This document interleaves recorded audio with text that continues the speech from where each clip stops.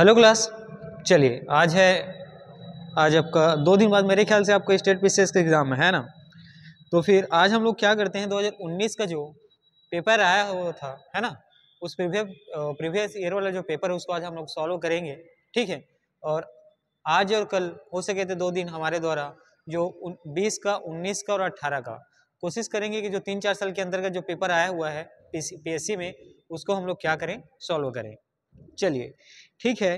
तो देखिएगा जो पहला प्रश्न है ना, तो ये जो है कुट भाषा में था, है ना, कुट प्रश्न था। इसमें देखने को मिलेगा, इसमें 2 स्टेटमेंट आपको देखने को मिलता है, जिसमें देखिएगा जुलाई 1952 को, है ना, जुलाई 1952 को जेपी कृपलानी ने किसान मजदूर जो प्रजा पार्टी है उसका गठन किया। ये पहले स्टेटमेंट में दिया हुआ था। साथ ही दूसरा स्टेटमेंट आपका था पीसी घोष एवं टी प्रकाशम किसान मजदूर प्रजा पार्टी से जुड़े हुए थे। ठीक है। तो इसमें जो है उत्तर आपका जो है दूसरा स्टेटमेंट सही है। चलिए उसके बारे में देखते हैं अब हम लोग। ठीक है। तो सबसे पहले तो याद रखना कि स्टेटमेंट में कहा गया है कि जुलाई 1952 को, है ना, जुलाई कब, 1952 को जेपी कृपलानी ने किसान मजदूर प्रजा पार्टी का गठन किया। ये जो है बिल्कुल क्या है, गलत है। देखिए आपको याद रखना है 1951, क्या याद रखना है, डेट याद रखना है 1951 को जेपी कृपलानी, है ना, जेपी कृपलानी जी जो है, ठीक है, 1951 को आपको देखने को मिलेगा कि जेपी कृपलानी जो है कांग्रेस से अलग हो जाते हैं। ठीक है, याद रखना है आपको 1951 को जेपी कृपलानी जी जो है कांग्रेस से अलग हो जाते हैं और अलग होकर किसान मजदूर, ठीक है, किसान मजदूर प्रजा पार्टी का ये क्या करते हैं, तो गठन करते हैं, स्थापना करते हैं। ठीक है। तो आप यहाँ पे देख पाएंगे कि 1951 को जेपी कृपलानी जो है, याद रखना है आपको, कांग्रेस से अलग हो जाते हैं और किसान मजदूर प्रजा पार्टी का ये क्या करते हैं, गठन करते हैं। ठीक है। और इसका दूसरा स्टेटमेंट दिया हुआ था कि पीसी घोष एवं टी प्रकाशम किसान मजदूर प्रजा पार्टी के से क्या जुड़े हुए थे। तो आपको याद रखना है ये जो है क्या होता है, स्टेटमेंट दूसरा जो है सत्य है ना, सही है कि पीसी घोष और टीसी प्रकाशम जो है किसान मजदूर प्रजा पार्टी के क्या थे, सदस्य थे। चलिए ठीक, ये बातें यहाँ पे हो गई। अब अगली बातें हम लोग देखते हैं कि ब्रिटिश इंडियन एसोसिएशन के प्रथम अध्यक्ष कौन थे। तो आपको नाम याद रखना है राधाकांत देव।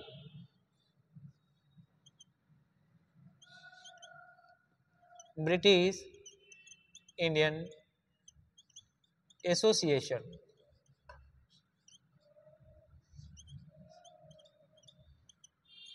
ठीक है, ब्रिटिश इंडियन एसोसिएशन के अध्यक्ष के बारे में पूछा गया है और आपको याद रखना है जो इनके प्रथम अध्यक्ष थे, नाम है राधाकांत देव। ठीक है, राधाकांत देव। देखिए जो ब्रिटिश इंडियन एसोसिएशन की स्थापना है ये कब हुई थी, तो आपको याद रखना है अक्टूबर 1851 को जो है ब्रिटिश इंडियन एसोसिएशन की क्या होती है, स्थापना होती है। और इसके जो प्रथम अध्यक्ष थे, नाम याद रखना है राधाकांत देव, और साथ ही जो सचिव नियुक्त हुए थे उनका नाम है देवेंद्र नाथ टैगोर। क्या नाम है, तो देवेंद्र नाथ टैगोर। चलिए अब अगले प्रश्न में बढ़ते हैं और देखते हैं। ठीक है, भारतीय राष्ट्रीय कांग्रेस का जो त्रिपुरी सम्मेलन हुआ था, याद रखना है ये कब हुआ था, और जिसमें नेताजी सुभाष चंद्र बोस जो है कांग्रेस के अध्यक्ष जो है मनोनीत किए गए थे। ठीक है, तो आपको याद रखना है जो 1939 को कांग्रेस का जो अधिवेशन होता है इंडियन नेशनल कांग्रेस का, वो जो है त्रिपुरी अधिवेशन के नाम से जाना जाता है। ठीक है, किस नाम से, त्रिपुरी अधिवेशन के नाम से जाना जाता है। ठीक है, त्रिपुरी अधिवेशन के नाम से जाना जाता है। और किस ईयर में हुआ आपको यहाँ से पता चल गया होगा, 1939 में, है ना। और साथ ही ये जो है 52वां क्रम का रहता है। कौन से क्रम का, तो 52वां क्रम का अधिवेशन जो है ये क्या होता है, आयोजित होता है। और इसमें जो है अध्यक्ष चुने जाते हैं, अध्यक्ष मनोनीत होते हैं कौन, तो सुभाष चंद्र बोस जी, है ना। इसमें जो है सुभाष चंद्र बोस जी जो है अध्यक्ष चुने जाते हैं। ठीक है, सुभाष चंद्र बोस जी के बारे में याद रखना, जो त्रिपुरी अधिवेशन है इसमें वो जो है अध्यक्ष चुने जाते हैं। क्या, तो अध्यक्ष चुने जाते हैं। ठीक है, ये दो बातें हैं, इसको आप अच्छे से याद रखेंगे। यहाँ पर आप देख पाते हैं कि 1939 को जो है कांग्रेस का, है ना, इंडियन नेशनल कांग्रेस का आपको त्रिपुरी में अधिवेशन होते दिखता है। ठीक है, कब होता है? 1939 में। कहाँ? त्रिपुरी अधिवेशन होता है और इसके जो अध्यक्ष है वो मनोनीत किए जाते हैं सुभाष चंद्र बोस जी। ठीक है, और ये होता है, देखिए त्रिपुरी आपको याद रखना है ना कि जबलपुर के तिलवारा घाट के पास स्थित है। ठीक है, जबलपुर के तिलवारा घाट के पास स्थित है त्रिपुरी। अब इसी में आगे बढ़ते हैं, देखिएगा अगला प्रश्न है, 1920 में आयोजित all India trade union Congress के उद्घाटन सत्र की अध्यक्षता किसने की थी? ठीक है, तो यहाँ पे आप देख पाएंगे जो अगला क्वेश्चन है आपका, ये पूछा गया है 1920, है ना। 1920 में जो all India trade union Congress, ठीक है, all India trade union Congress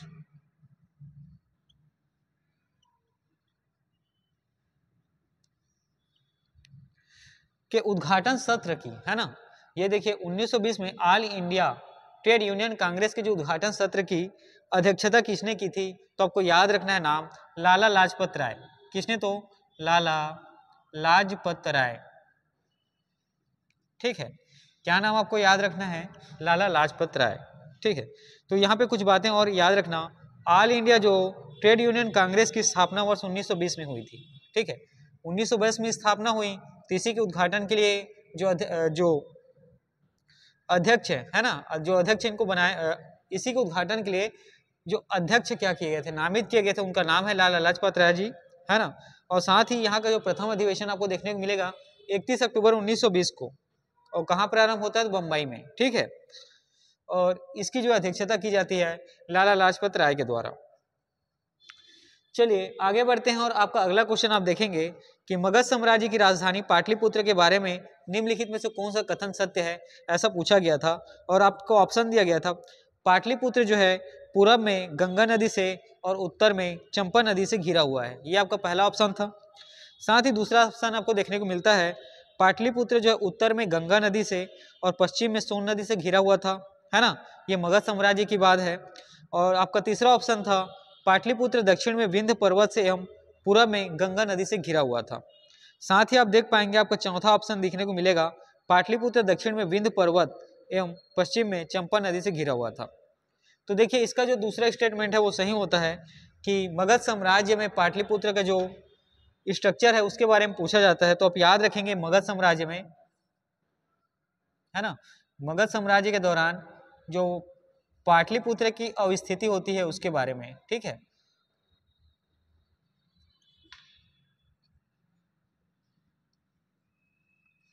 तो ये आपका ऑप्शन जो है बी जो है सही हो जाएगा। देखिए जो पाटलिपुत्र मतलब वर्तमान का पटना शहर के बारे में बात हो रहा है ना, पाटलिपुत्र मतलब वर्तमान के पटना शहर के बारे में बात हो रहा है। तो इस दौरान आप याद रखेंगे कि इसके उत्तर में, ठीक है, पटना या पाटलिपुत्र के उत्तर में जो है आपको गंगा नदी से देखने को मिलेगा। ठीक है, पाटलिपुत्र या पटना के उत्तर में आपको गंगा नदी और पश्चिम में सोन नदी के संगम पर स्थित है। ठीक है, तो आप यहाँ पे देख क्या पाते हैं कि पटना जो है मगध साम्राज्य के दौरान जो पाटलिपुत्र वर्तमान पटना जो है के उत्तर में गंगा नदी और पश्चिम में आपको सोन नदी देखने को मिलता है। ठीक है, सोन नदी देखने को मिलता है। देखिए मगध साम्राज्य के दौरान पाटलिपुत्र की अवस्थिति के बारे में प्रश्न पूछा गया था। इसमें आप ध्यान देंगे कि मगध साम्राज्य के दौरान पाटलिपुत्र की अवस्थिति जो है पटना के उत्तर में गंगा नदी और पश्चिम में सोन नदी आपको देखने को मिलता है। साथ ही अगला जो प्रश्न है आप लोग याद रखेंगे कि प्रसिद्ध चित्रकार नंदलाल बोस किस वर्ष कला भवन शांति निकेतन के प्रिंसिपल बने थे। ठीक है, अगला जो आपका प्रश्न है इस प्रश्न को ध्यान से पढ़िएंगे कि प्रसिद्ध चित्रकार, है ना, प्रसिद्ध चित्रकार नाम है नंदलाल बोस, किस वर्ष कला भवन शांति निकेतन के प्रिंसिपल बने थे। तो यहाँ पे बात किनके बारे में हो रही है? प्रसिद्ध चित्रकार। ठीक है, प्रसिद्ध चित्रकार नाम है नंदलाल बोस, ये जो है किस वर्ष शांति निकेतन के प्रिंसिपल बनते हैं। ठीक है, ये जो है किस वर्ष शांति निकेतन के प्रिंसिपल बनते हैं उसके बारे में। तो याद रखिएगा वो साल होता है आपका 1922, है ना। वो साल कौन सा होता है? तो 1922। 1922 को, ठीक है, जो प्रसिद्ध चित्रकार नंदलाल बोस हैं, ये शांति निकेतन के, है ना, जो कला भवन के क्या बनते हैं? प्रिंसिपल बनते हैं। चलिए देखिएगा आपका जो अगला प्रश्न है, इसमें ये जो संविधान का प्रश्न है आपको याद रखना है। लोकसभा एवं विधानसभा में सीटों के आरक्षण से संबंधित निम्नलिखित कथनों को पढ़िए और सही विकल्पों को चुनिए। देखिए पहला, लोकसभा के 543 निर्वाचित सीटों में से 84 सीटें अनुसूचित जातियों को और 44 सीटें अनुसूचित जनजातियों के लिए आरक्षित है। अगला जो कथन है, किसी निर्वाचन क्षेत्र को आरक्षित करने का निर्णय परिसीमन आयोग द्वारा लिया जाता है। तीसरा कथन है, परिसीमन आयोग की नियुक्ति लोकसभा के स्पीकर के द्वारा की जाती है। ठीक है, 3 स्टेटमेंट दिया हुआ है, आपको उत्तर बताना है। तो ठीक है, तो इसमें देखिएगा पहला और जो तीसरा स्टेटमेंट है वो गलत होता है और साथ ही दूसरा स्टेटमेंट में सही होता है। तो देखिए लोकसभा के बारे में आपको बताता हूँ, है ना। लोकसभा में कितनी सीटें हैं? तो आपको याद रखना है 543 सीटें। ठीक है, लोकसभा में कितने सीटें हैं? तो 543 सीटें हैं, जिनमें से 84, है ना, 543 में से आपको याद रखना है, जिनमें से 84 जो है एससी के लिए, ठीक है, 47 जो है एसटी के लिए क्या है? आरक्षित है। और एससी और एसटी के लिए जो सीट आरक्षित करने का अधिकार है ये परिसीमन आयोग के पास है। ठीक है, तो आप यहाँ पे ध्यान रखेंगे कि जो एसटी एससी समुदाय है ना, इनके लिए जो सीट आरक्षित करने का, ठीक है, एसटी एससी समुदाय के लिए सीट आरक्षित करने का जो प्रावधान होता है किसके पास होता है? तो आपको याद रखना है परिसीमन आयोग के पास। किसके पास? तो परिसीमन आयोग के पास। ठीक है, किसके पास? तो याद रखना है आपको परिसीमन आयोग के पास। साथ ही परिसीमन आयोग की नियुक्ति जो है ना, ये राष्ट्रपति के द्वारा की जाती है। आपको याद रखना है परिसीमन आयोग की नियुक्ति राष्ट्रपति के द्वारा की जाती है। ठीक, और भारत की संसद द्वारा संविधान के अनुच्छेद 82 के तहत एक परिसीमन अधिनियम लागू किया जाता है। फिलहाल आप इतनी ही बातों को याद रखेंगे कि लोकसभा में 543 सीटें हैं, जिनमें से 84 जो है एससी वर्ग के लिए और 47 जो है एसटी वर्ग के लिए। साथ ही एसटी एसटी के जो सीट आरक्षित है ये परिसीमन आयोग के द्वारा उनके प्रावधान के अंतर्गत आता है और परिसीमन आयोग की नियुक्ति जो है राष्ट्रपति के द्वारा की जाती है। ठीक, चलिए इसके बाद जो अगला है देखिए, 44वां संविधान संशोधन 1978 द्वारा संपत्ति के अधिकार को मौलिक अधिकार की सूची से हटा दिया गया। ठीक, अब दूसरा जो कथन है, संपत्ति के अधिकार को संविधान के भाग 12 में अनुच्छेद 300 क के तहत विधिक अधिकार बना दिया गया है। तो देखिएगा अब यहाँ पे हम लोग देखते हैं कि संपत्ति के अधिकार के बारे से संबंधित क्या है, प्रश्न आपको पूछा गया है। तो संपत्ति का अधिकार वर्तमान में इसकी स्थिति किस प्रकार की है देखते हैं। इसको जो है अनुच्छेद 19(1)(f) और 31 के मूल अधिकार थे। ठीक है, ये जो है याद रखेंगे आप। इसके पूर्व के बारे में पहले चर्चा करते हैं और वर्तमान को देखेंगे। तो पूर्व में आपको देखने को मिलेगा ये जो है अनुच्छेद 19(1)(f), ठीक है, और 31 और अनुच्छेद 31 के मूल अधिकार में आपको क्या देखने को मिलता है? शामिल हुआ दिखाई देता है। लेकिन इसके बाद 1978 को, कब? तो 1978 को 44वां संविधान संशोधन किया जाता है। ठीक है, और इसे जो है अनुच्छेद 19(1)(f) और अनुच्छेद 21 से हटाकर, ठीक है, भाग 12 में, याद रखना है कहाँ? तो भाग 12 में, और भाग 12 के अनुच्छेद 300(a) में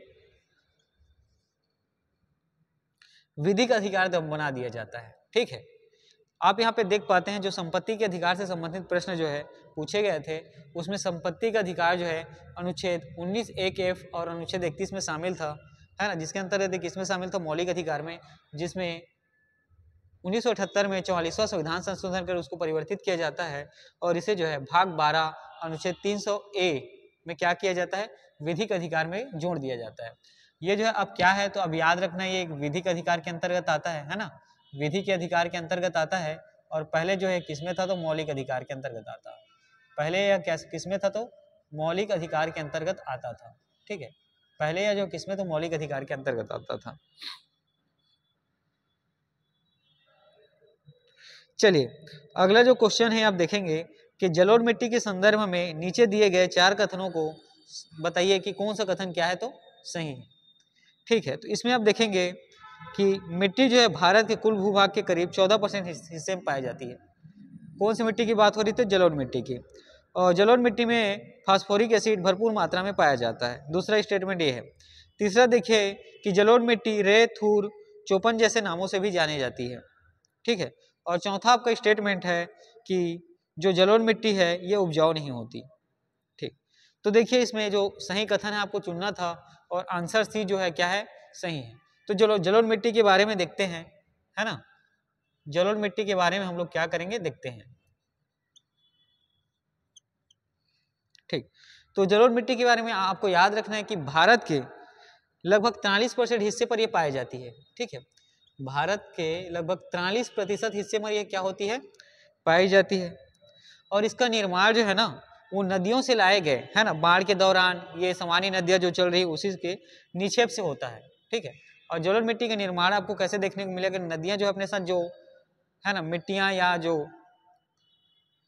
निक्षेप लाती है ना, उसी से क्या होता है? इसका निर्माण होता है। साथ ही कि मृदा में पोटास से संबंध जबकि अधिक अवधि के उपयोग के कारण।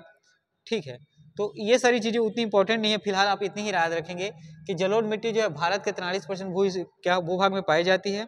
और साथ ही नदियों के द्वारा जो लाए गए खाद या जो मिट्टी होती है उससे क्या उसके नीचे से भी बनता है। और ये जो है पोटास संपन्न होती है। ठीक है, मृदा में जो है पोटास जो है पर्याप्त मात्रा में होती है, मतलब पोटास संपन्न होता है। साथ ही आपको और कुछ चीजें याद रखनी चाहिए जिसमें लंबे समय तक अगर इसका इसी मिट्टी का उपयोग आप, है ना, कृषि संबंधित कार्यों में करेंगे तो यहाँ फास्फोरस, नाइट्रोजन और जीवाश्म की कमी हो जाती है। ठीक है, फास्फोरस, नाइट्रोजन और जीवाश्म की कमी हो जाती है। ठीक है, और याद रखेंगे जलोढ़ मिट्टी जो है अत्यधिक उपजाऊ मिट्टी है। क्या है? तो अत्यधिक उपजाऊ मिट्टी है ना।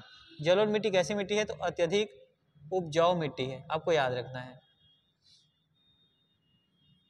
देखो जलोढ़ मिट्टी के बारे में हम लोगों ने क्या देखा कि भारत के 43% भूभाग में यह मिट्टी पाई जाती है ना।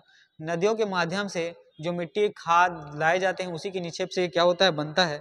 साथ ही मिट्टी में जो है पोटास की क्या होती है? संपन्नता होती है। और ये अधिक उपजाऊ मिट्टी है ना, अधिक उपजाऊ मिट्टी है। चलिए जो आपका 10वां प्रश्न है यहाँ आपको देखने को मिलता है नदियों को नाम दे दिया गया है और साथ ही नदियों की लंबाई दे दिया गया है। उसको क्या करना है? बताना है कि कौन सी नदी की लंबाई कितनी ज्यादा है। ठीक है, या तो अवरोही से अवरोही क्रम की ओर पूछेगा या अवरोही से आरोही क्रम की ओर पूछेगा। चलिए ठीक है, तो यहाँ पे प्रश्न पूछा कैसे गया है? 4 नदियों का नाम दिया गया है, उनका घटता क्रम, है ना, लंबाई से प्रारंभ कर सबसे छोटी तक ये बताना है घटते हुए क्रम में। ठीक है, तो महानदी, कृष्णा नदी, गोदावरी नदी और नर्मदा नदी के बारे में, है ना, उनका जो है लंबाई के अनुसार क्रम निर्धारण के बारे में बात किया गया है। ठीक है, तो सबसे पहले आप देखते हैं गोदावरी नदी, है ना, दक्षिण भारत की नदी, आपको याद रखना है गोदावरी नदी। और गोदावरी नदी की जो लंबाई है ये है 1465 किलोमीटर। कितना? 1465 किलोमीटर, याद रखना है। ठीक है, इसके बाद जो दूसरी सबसे बड़ी लंबी नदी है वो है कृष्णा नदी। कौन सी नदी? तो कृष्णा नदी। और कृष्णा नदी की लंबाई आपको याद रखना है यह है 1400 किलोमीटर। कितना? तो 1400 किलोमीटर। इसके बाद जो अगली नदी है वो है नर्मदा नदी, है ना। जो इसके बाद जो अगली नदी है वो कौन सा है? तो नर्मदा नदी। और नर्मदा नदी की लंबाई आपको याद रखना है 1312 किलोमीटर। कितना? तो 1312 किलोमीटर। इसके बाद जो अगली लंबी नदी है वो है एक नदी, कौन सा बचा? महानदी, है ना। कौन सा नदी? तो महानदी। और इसकी लंबाई जो है आपको याद रखना है 851 किलोमीटर है। कितना? तो 851 किलोमीटर है। ठीक है, तो ये जो सीक्वेंस है ये नदियों का सीक्वेंस है, आप इसको क्या कर रखेंगे? याद रखेंगे। चलिए अब हम लोग आगे बढ़ते हैं और देखेंगे कि अगला प्रश्न। अगला प्रश्न में पूछा गया है कि जो जर्मन सिल्वर में सिल्वर कितना प्रतिशत पाया जाता है। ठीक है, जर्मन सिल्वर में सिल्वर का प्रतिशत पूछा गया है। ठीक है, किसमें? तो जर्मन सिल्वर में सिल्वर का प्रतिशत। ठीक है, अब इसमें दिया है ऑप्शन में 20%, 39% और 60%, और चौथा है इनमें से कोई नहीं।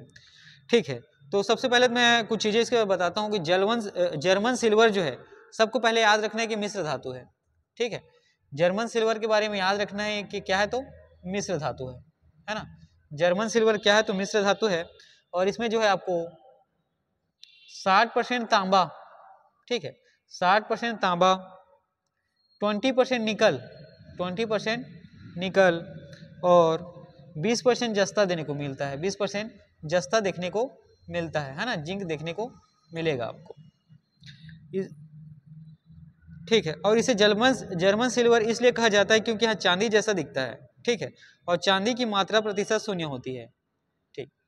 देखते हैं आप, है ना, जर्मन सिल्वर के बारे में याद रखना है कि इसमें सिल्वर का प्रतिशत पूछा गया है, तो आप याद रखेंगे सिल्वर इसमें 0% होता है, कितना, तो 0% होता है, ठीक है। सिल्वर इसमें कितना होता है, तो याद रखना है आपको 0% होता है। और जर्मन सिल्वर इसीलिए कहते हैं क्योंकि ये जो सिल्वर जैसा दिखता है, जर्मन सिल्वर के बारे में आपको याद रखना है कि ये क्या है, मिश्र धातु है ना। जर्मन सिल्वर क्या है, तो आपको याद रखना है मिश्र धातु है, जिसमें कार्बन जो है 60%, निकल जो है याद रखेंगे 20% और जिंक जो है कितना होता है, 20% होता है, ठीक। अब चलिए ध्वनि तरंगों से संबंधित जो कथन है उसको बारे में देखते हैं कि जब हम ठोस से गैसीय अवस्था में जाते हैं तो ध्वनि की गति कम हो जाती है, पहला स्टेटमेंट है। किसी भी माध्यम में जैसे ही हम तापमान को कम करते हैं वैसे ही ध्वनि की गति बढ़ जाती है, दूसरा स्टेटमेंट है। तीसरा स्टेटमेंट आपको देखने को मिलेगा, ध्वनि की गति कांच के माध्यम की तुलना में एल्यूमिनियम के माध्यम में कम होती है, ठीक है। तो चलिए पहले तो हम लोग ध्वनि की बेसिक चीजों को क्या करेंगे यहाँ पे देखते हैं, ठीक है। तो ध्वनि के बारे में आपको याद रखना है, ठीक है, कि यह ध्वनि जो है एक यांत्रिक तरंग है, ठीक। ध्वनि जो है क्या है, तो यांत्रिक तरंग है, ठीक है। ध्वनि क्या है, तो यांत्रिक तरंग है, सबसे पहली बात तो आपको ये याद रखना है, ठीक है। और विभिन्न माध्यम में ध्वनि की चाल भिन्न भिन्न होती है। जो माध्यम यहाँ पे बताया गया है, ठोस से गैस, है ना, और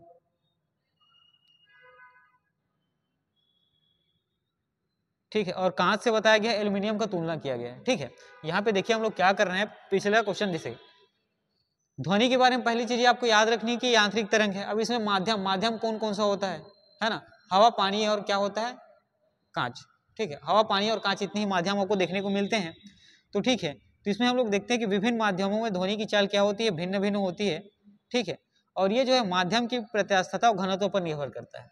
और ध्वनि का चाल आपको याद रखना है, ये जो है माध्यम की प्रत्यास्थता, ठीक है, माध्यम की प्रत्यास्थता और उसके घनत्व पर निर्भर करता है, ठीक है, उसके घनत्व पर निर्भर करता है। अब देखिए ध्वनि सबसे ज्यादा कहाँ पे चलेगी, तो आपको याद रखना है ठोस में ध्वनि का चाल अधिक होगा, उसके बाद जो है द्रव में ध्वनि का चाल अधिक होगा, और उसके बाद फिर गैस में। आप देख पाते हैं कि सबसे अधिक ध्वनि का चाल जो है ठोस में आपको देखने को मिलता है, उसके बाद द्रव में, उसके बाद गैस में, ठीक है। तो यही प्रश्न था, देखिएगा कि स्टेटमेंट जो है सी आपका क्या हो जाएगा, सही हो जाएगा कि जब हम ठोस में गैसीय अवस्था में चलते हैं तो ध्वनि की गति कम हो जाती है। ठोस से क्या होता है, द्रव में चलेंगे तो कम होगी, और ठोस से गैस में जाएंगे तो और भी कम हो जाती है, ठीक है। इनको आपको याद रखना है। चलिए अगला क्वेश्चन देखेंगे कि पौधों की वृद्धि के संबंध में निम्नलिखित में से कौन सा मैक्रोन्यूट्रिएंट है, ठीक है। पौधों की वृद्धि के संबंध में निम्नलिखित में से कौन सा मैक्रोन्यूट्रिएंट है, ये प्रश्न पूछा गया है। अब इसमें ऑप्शन है पोटेशियम, जिंक, बोरान और क्लोरीन, ठीक है। तो आपका ऑप्शन का आंसर कौन सा होगा, तो आपको बताना है। पौधे, पहले तो प्रश्न देखें, पौधों की वृद्धि, है ना, पौधों की वृद्धि के संबंध में निम्नलिखित में से कौन सा माइक्रोन्यूट्रिएंट है, तो सबसे पहले याद रखना है पोटेशियम, है ना। पोटेशियम का खाद भी आप लोग डालते हैं जी, जब धान क्या उगाते हैं, धान अनाज उगाते हैं, तो याद है वो क्या करता है, पौधों में वृद्धि करता है, पौधों को बढ़ाने के काम करता है, ठीक है। चलिए देखिएगा अगला क्वेश्चन है, पारा एक विषैला पदार्थ है जो भूमि, जल, वायु एवं खाद्य श्रृंखला को बुरी तरह दूषित कर देता है। तो पारा प्रदूषण का स्रोत है ना, ये बताना है किसमें। तो देखिए ऑप्शन है आपका कीटनाशक होता है, डेंटल एमलगम फिंगलिस होता है, फ्लोरेसेंट लैम्प होता है, या कोयलाधारी ताप विद्युत संयंत्र। देखिए तो पारा के बारे में अभी चीजें हम लोग यहाँ पे देखते हैं कि पारा सबसे पहले तो आपको याद रखना है सफेद अत्यंत चमकीली धातु है, ठीक है, सफेद एवं अत्यंत चमकीली धातु होता है, ठीक है। पारा जो है सफेद एवं अत्यंत चमकीली धातु होता है। और पारा का परमाणु क्रमांक आपको याद रखना है 80, है ना।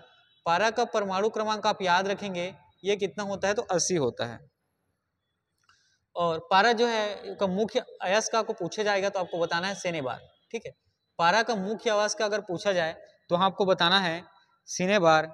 और पारे की अत्यधिक सांद्रता भूमि, जल एवं वायु को प्रदूषित करती है, ठीक है। तो आपका ऑप्शन यहाँ पे सभी हो जाएगा, ठीक है। सभी कहने का मतलब देखिए, कीटनाशक, dental amalgam fillings, fluorescent lamp और कोयला आधारित ताप विद्युत संयंत्र।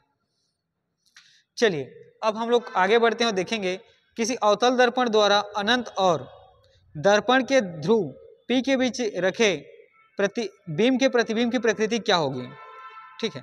तो उत्तल दर्पण से संबंधित चीजों को आपको याद रखना है ना। उत्तल दर्पण से संबंधित चीजों को सबसे पहले तो आप लोग यहाँ पे याद रखेंगे कि प्रत्येक दशा में जो प्रतिबिंब है दर्पण के पीछे बनेगा, ठीक है। दशा किसी भी स्थिति में यहाँ जो है प्रतिबिंब जो है दर्पण के पीछे बनता है, आपको याद रखना है ना। दर्पण के पीछे ही प्रतिबिंब बनेगा किसी भी परिस्थिति में उत्तल दर्पण में। अगर वस्तु जो है ध्रुव और फोकस के बीच है, ठीक है, वस्तु ध्रुव अगर फोकस के बीच है तब जो है प्रतिबिंब, पहली बात तो याद रखना है कि वस्तु से छोटा बनेगा, ठीक है। वस्तु से छोटा बनेगा और सीधा बनेगा, ठीक है। वस्तु से छोटा बनेगा, सीधा बनेगा और साथ ही आभासी बनता है, ठीक है, और साथ ही आभासी बनता है। ये चार चीजें आप याद रखेंगे। देखिए प्रकाश संश्लेषण की प्रक्रिया में एटीपी के कितने अणु ग्लूकोज के प्रत्येक अणु के संश्लेषण में शामिल होते हैं, ठीक है। तो यहाँ पे बात हो रही किसके बारे में है, केल्विन चक्र के बारे में, ठीक है। ये प्रकाश संश्लेषण में एटीपी के बारे में प्रश्न पूछा गया है, ठीक है। प्रकाश संश्लेषण में एटीपी के बारे में, किसके बारे में, तो एटीपी के बारे में यहाँ प्रश्न पूछा गया। तो आपको याद रखना है सबसे पहले केल्विन चक्र। किसको याद रखना है, तो सबसे पहले केल्विन चक्र को आपको याद रखना है ना। कार्बन डाइऑक्साइड के प्रत्येक अणु को प्रवेश के लिए एटीपी की 3 अणु की आवश्यकता होती है तथा ग्लूकोज के एक अणु के निर्माण के लिए 6 कार्बन डाइऑक्साइड की आवश्यकता होती है। इस प्रकार ग्लूकोज के एक अणु के संश्लेषण हेतु कुल 18 एटीपी अणु की आवश्यकता होती है, ठीक है। तो केल्विन चक्र देखेंगे और केल्विन चक्र के बारे में ज्यादा विस्तृत से नहीं जाते हैं। फिलहाल आपको याद रखना है कि प्रत्येक अणु के संश्लेषण में शामिल कितने रहते हैं, तो यहाँ याद रखना है कितने, तो 18 अणु शामिल होंगे। कितने इसमें, 18 अणु, ठीक है। चलिए अब आगे बढ़ते हैं और देखेंगे। देखिए जो जल विवाद है ना, उसका जो न्यायाधिकरण है आप उसके बारे में देखेंगे, ठीक है। कि पूछा गया है कि महानदी जल विवाद किन राज्यों के मध्य है, उसी प्रकार गोदावरी नदी जल विवाद किन राज्यों के मध्य है, साथ ही नर्मदा जल विवाद किन राज्यों के मध्य है और महानदी जल विवाद किन राज्यों के मध्य आपको देखने को मिलता है, ठीक। मैं ये जो पहला पोर्शन है इसको क्या कर रहा हूँ, इरेज कर रहा हूँ, है ना।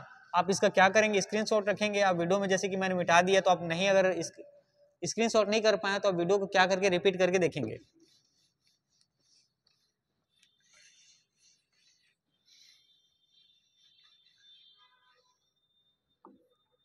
चलिए अब महानदी जल विवाद देखते हैं, ये किन किन राज्यों के बीच है, ठीक है। महानदी जल विवाद जो है आप देखेंगे किन किन राज्यों के मध्य है, तो आपको याद रखना है गोवा, ठीक है, गोवा, कर्नाटक और महाराष्ट्र, ठीक है। गोवा, कर्नाटक और महाराष्ट्र, इन राज्यों के मध्य महानदी जल को, है ना, उसके विभाजन को लेकर क्या है, विवाद है। तो महानदी जल का विवाद आपको देखने को मिलता है गोवा, कर्नाटक और महाराष्ट्र राज्य के बीच में। अब जो है जो गोदावरी नदी जल विवाद है ना, गोदावरी नदी के पानी को लेकर, उसके पानी के बंटवारे के लेकर जल विवाद जो है यह है महाराष्ट्र, याद रखना है महाराष्ट्र, आंध्र प्रदेश, उड़ीसा, मध्य प्रदेश और कर्नाटक राज्य के मध्य ये जो विवाद है आपको दिखेगा, ठीक है। जो गोदावरी जल विवाद है ये जो है महाराष्ट्र राज्य, आंध्र प्रदेश, उड़ीसा, मध्य प्रदेश और कर्नाटक राज्य के बीच आपको क्या होता है, देखने को मिलता है। इसी प्रकार नर्मदा नदी जो जल विवाद है ये जो है आपको याद रखना है गुजरात, है ना, गुजरात, मध्य प्रदेश एमपी और महाराष्ट्र एमएच और राजस्थान राज्यों के मध्य ये जो विवाद देखने को मिलेगा, ठीक है। तो नर्मदा नदी के जल विवाद आपको जो है गुजरात राज्य, मध्य प्रदेश राज्य, महाराष्ट्र राज्य और राजस्थान राज्य के मध्य क्या होता है, देखने को मिलता है। साथ ही महानदी जल विवाद न्यायाधिकरण, है ना, महानदी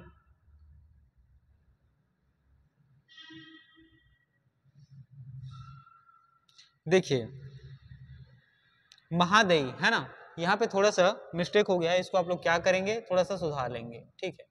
ये महादई है ना, महादई जल विवाद न्यायाधिकरण। और उसके बाद अब हम लोग आते हैं महानदी जल विवाद न्यायाधिकरण में। यहाँ पे आप देख पाएंगे जो विवाद है उड़ीसा और छत्तीसगढ़ राज्य के बीच है, ठीक है, उड़ीसा और छत्तीसगढ़ राज्य के बीच है, ठीक। तो यहाँ पर आप लोग देख पाते हैं महादई, गोदावरी, नर्मदा और महानदी जल विवाद न्यायाधिकरण के बारे में कि किन किन राज्यों के मध्य जल बंटवारे को लेकर यह विवाद है। चलिए अब आपका अगला प्रश्न है कि निम्नलिखित में से किसका या किन लोगों का स्वतंत्र भारत के प्रथम मंत्रिमंडल 1947 का पोर्टफोलियो के उनके अंतरिम सरकार 1946 के पोर्टफोलियो से भिन्न था।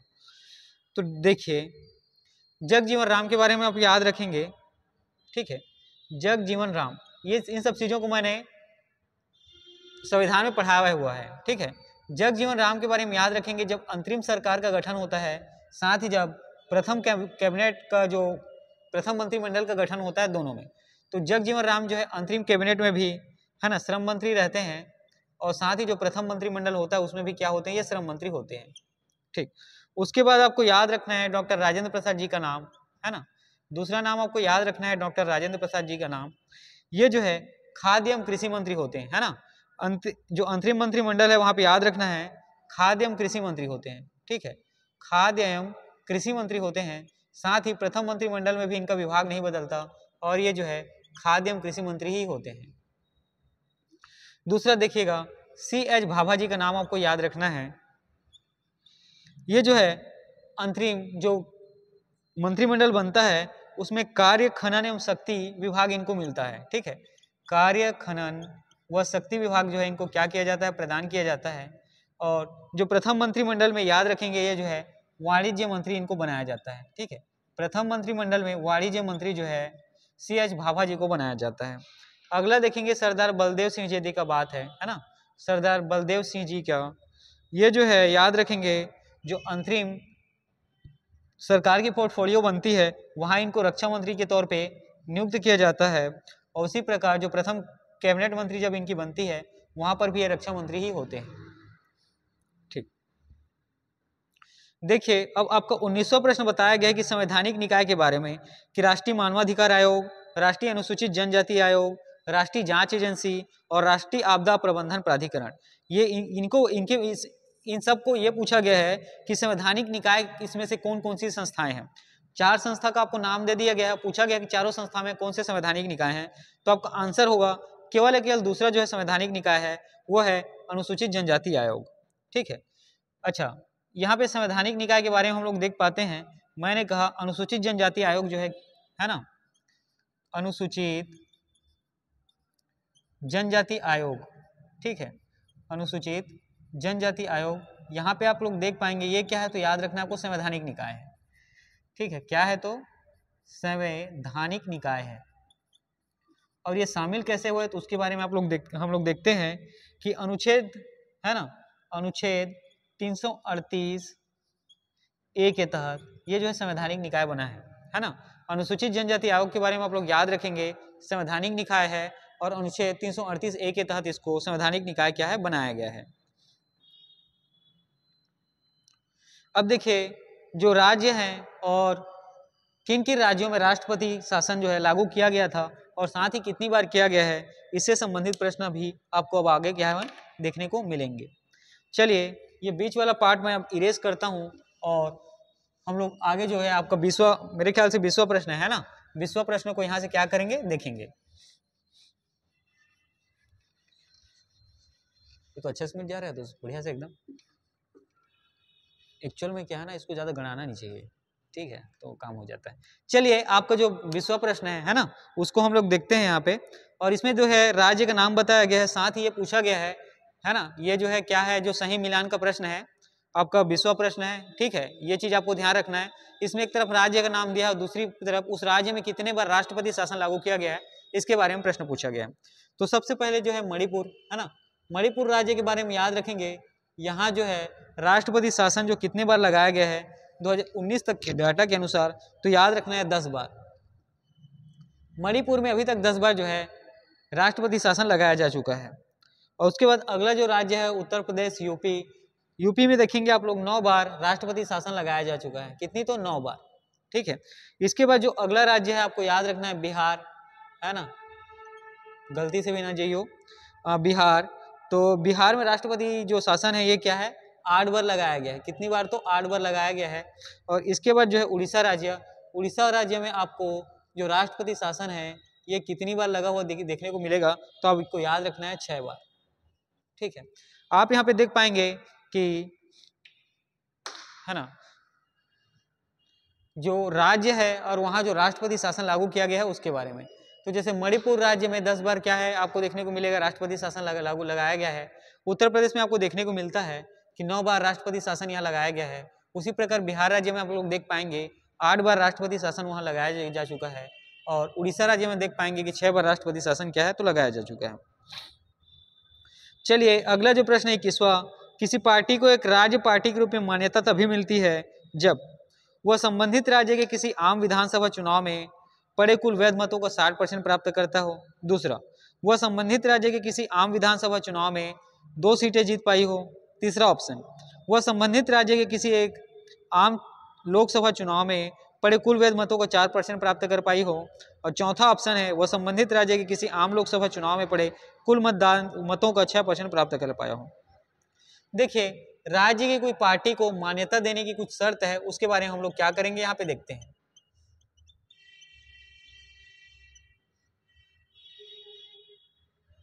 देखिए इसमें जो पहली शर्त है आपको याद रखना है कि विधानसभा चुनाव में हुए, है ना, विधानसभा का चुनाव होता है तो कुल सीटों का कितने का, कुल सीटों का इसको 3%, ठीक है, कुल सीटों का कितना 3% जो है इनको क्या होना चाहिए, है ना, 3% या 3% से अधिक इनको प्राप्त होना चाहिए। पहली शर्त यह है। दूसरा, अगर यहाँ लोकसभा चुनाव है तो लोकसभा के आम चुनाव में राज्य के लिए प्रत्येक 25 लोकसभा सीट में एक सीट पर दर्ज होनी चाहिए। मतलब अगर लोकसभा चुनाव है तो प्रत्येक 25 लोकसभा सीट पर, ठीक है, प्रत्येक 25 सीट पर इनको एक सीट प्राप्त होना चाहिए, तभी ये राज्य पार्टी के रूप में मान्यता प्राप्त कर सकेंगे। तीसरी शर्त यह है कि लोकसभा या विधानसभा चुनाव में दल ने कुल वैध मतों का, है ना, कुल जो है वैध मतों का कम से कम इनको 6% प्राप्त होना चाहिए। कितना, तो 6% प्राप्त होना चाहिए। और इसके अतिरिक्त जो है एक लोकसभा सीट, है ना, और इसमें आप लोग और ऐड करेंगे एक लोकसभा सीट या 2 विधानसभा सीट इनके पास होने चाहिए। ठीक है, एक लोकसभा सीट या 2 विधानसभा सीट इनके पास क्या होने चाहिए। साथ ही राज्य में लोकसभा विधानसभा के लिए हुए चुनाव में दल के कुल मतों में 8%, ठीक है, राज्य में लोकसभा या विधानसभा को चुनाव होता है, इसमें 8%, कुल मतों का 8% इन्हें क्या होना चाहिए, प्राप्त होना चाहिए। ठीक है, तो देखिए राज्य को पार्टी अगर बनानी है ना, तो उसको किन शर्तों को अगर वो फुलफिल करते हैं तब वो पार्टी बनेगी। तो विधानसभा में कुल सीटों का 3% इनके पास होना चाहिए। साथ ही लोकसभा में प्रत्येक 25 सीट पर एक सीट इनके पास होना चाहिए। लोकसभा और विधानसभा में जो कुल वैध मत पड़ते हैं उसका 6% इनको मिलना चाहिए। और साथ ही इसके अतिरिक्त जो है एक लोकसभा सीट या 2 विधानसभा सीट इनके पास होना चाहिए। और लोकसभा और विधानसभा में 8% मत जो है इनको क्या होने चाहिए, प्राप्त होने चाहिए।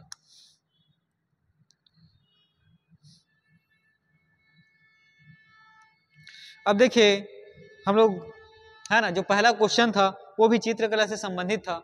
इसी में जो आपका अगला क्वेश्चन है आप याद रखेंगे कि आधुनिक युग के प्रसिद्ध चित्रकार नाम है राजा रवि वर्मा का जन्म किस वर्ष हुआ, है ना। यहाँ चित्रकार का नाम पूछा गया, चित्रकार नाम है राजीव वर्मा, ठीक है, राजीव वर्मा जी, इनका जन्म किस वर्ष हुआ ये प्रश्न पूछा गया है। और आपका उत्तर है, याद रखना है, 1848 को इनका क्या होता है, जन्म हुआ है। ठीक है, जो आधुनिक चित्रकार है नाम है राजीव वर्मा, इनका जन्म वर्ष पूछा गया तो आपको बताना है 1848। ठीक है, साथ ही सौर मंडल से संबंधित प्रश्न जो है अगला आपको देखने को मिलेगा। यहाँ जो है बुध ग्रह जो है सौर मंडल का सबसे गर्म ग्रह है, पहला ऑप्शन ये है। दूसरा देखने को मिलेगा कि शनि का उपग्रह गैनीमेड सौर मंडल का सबसे बड़ा उपग्रह है। तीसरा ऑप्शन आपको देखने को मिलता है कि नेपच्यून उप शून्य तापमान वाले मीथेन गैसों के वलय से घिरा रहता है। और चौथा ऑप्शन देखने को मिलेगा फोबस एवं डाइमस मंगल के 2 उपग्रह हैं। ठीक है, तो चलिए सौर मंडल की कुछ चीजों के बारे में हम लोग यहाँ पे ध्यान देते हैं। ठीक है, क्या तो सौर मंडल में आप लोग यहाँ पे देख पाएंगे कि सबसे गर्म ग्रह जो है ये शुक्र होता है। ठीक है, सबसे गर्म ग्रह कौन सा होता है सौर मंडल का, तो आपको याद रखना है शुक्र ग्रह होता है। ठीक है, सबसे गर्म ग्रह कौन सा होता है, तो शुक्र होता है। साथ ही सौर मंडल का सबसे बड़ा उपग्रह है ना, सौर मंडल का सबसे बड़ा उपग्रह जो है ये होता है गैनीमेड, याद रखना है नाम गैनीमेड। गैनीमेड जो है सौर मंडल का सबसे बड़ा उपग्रह होता है। साथ ही ये जो है किसका उपग्रह है, तो आपको याद रखना है बृहस्पति का उपग्रह, शनि का नहीं है ना, किसका है तो बृहस्पति, बृहस्पति का ये जो है उपग्रह होता है। और उसी प्रकार याद रखना है नेपच्यून या वरुण के बारे में जो बात हुई, तो ये जो है मीथेन गैसों के किसके, तो मीथेन गैसों के वलय से घिरा रहता है ना, मीथेन गैसों के जो वलय से क्या होता है, घिरा होता है। इसके नीचे वाला देखना तो आ रहा है क्या कि नीचे नहीं आएगा, ठीक। वरुण के बारे में याद रखना है, ठीक है, वरुण के बारे में याद रखना है कि ये मीथेन गैसों के वलय से क्या होता है, घिरा होता है। और फोर्ब्स और डाइमस, ठीक है, अगला जो है आपको याद रखना है फोर्ब्स और डाइमस, ठीक है, इसको जो है डेमोस के नाम से भी जाना जाता है, ठीक है। ये दो क्या है, उपग्रह हैं, ये दो क्या है तो उपग्रह हैं, आपको याद रखना है, ठीक है। आपने यहाँ सौरमंडल के बारे में देखा कि सौरमंडल का जो सबसे गर्म ग्रह है तो वो याद रखना है शुक्र है। साथ ही जो बड़ा ग्रह होता है वो याद रखना है बृहस्पति है ना। सौरमंडल का बड़ा ग्रह जो है, आपको बड़ा उपग्रह जो है गैनीमेड है, ठीक है। बड़ा उपग्रह कौन है, गैनीमेड है। और गैनीमेड जो है किसका उपग्रह है, तो याद रखना है बृहस्पति का। वरुण जो है मीथेन गैसों के वलय से क्या होता है, घिरा हुआ होता है। और फोकस और डाइमस जो है ये दो उपग्रह होते हैं, ठीक है। डाइमस को डेमोस के नाम से भी जाना जाता है। चलिए जो आखिरी ईरा में है ना, आखिरी में ये जो है सेपरेशन है, इसको हम लोग क्या करते हैं, इरेज करते हैं। और इसके बाद इसमें यहाँ से आगे हम लोग जो प्रश्न है उसको क्या करेंगे, पढ़ेंगे।